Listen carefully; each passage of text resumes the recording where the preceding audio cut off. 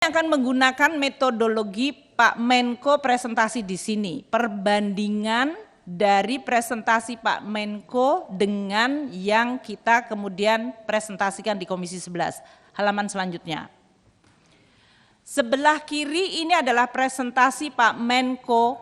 Mari kita lihat 22 triliun yang abu-abu tadi, atau di sini disebutkan A1.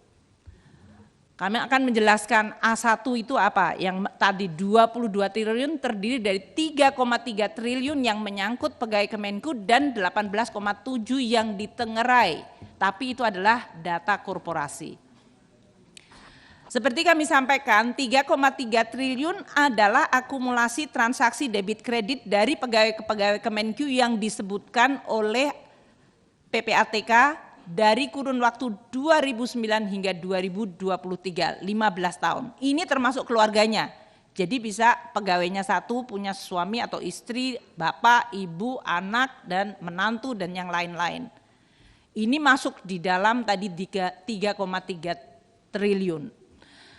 Transaksi yang tidak biasa atau mencurigakan, yang sebagian telah ditindaklanjuti dan sebagian lagi masih di dalam proses penyelesaian. Ini terutama oleh Irjen kita.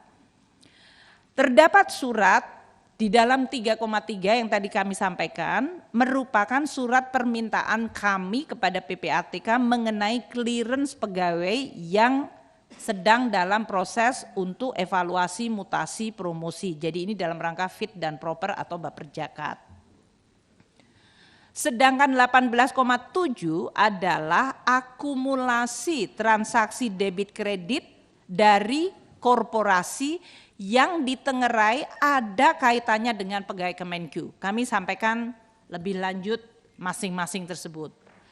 Jadi dari 3,3 next, jumlah suratnya 129 surat. Pegawai Kemenku yang disebutkan di dalam surat-surat tersebut 348 pegawai. 160 pegawai, 64 pegawai sudah terkena hukdis sesuai dengan peraturan perundang-undangan mengenai kepegawaian. 37 suaranya ada gema ini kayaknya. 37 pegawai diberhentikan. Ini suara saya atau suara orang lain, Pak? Saya khawatir gemanya beda nanti.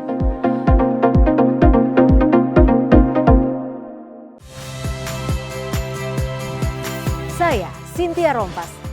Saksikan program-program Kompas TV melalui siaran digital, pay TV, dan media streaming lainnya. Kompas TV, independen, terpercaya.